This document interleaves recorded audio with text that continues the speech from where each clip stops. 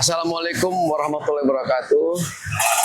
Hari ini kami bersama aparat pemerintah lainnya dari sini, dari pemerintah daerah, melaksanakan pengecekan kerusakan akibat kegiatan penyampaian pendapat di muka umum.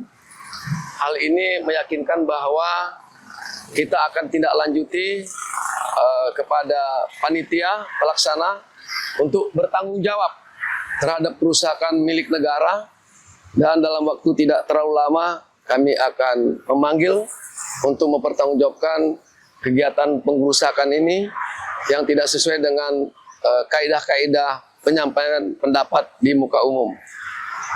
Terima kasih dan mohon partisipasi semua masyarakat Aceh agar tetap penyampaian pendapat di muka umum dengan tertib dan bijaksana. Untuk sementara kami akan memanggil koordinator pengajuan pemberitahuan.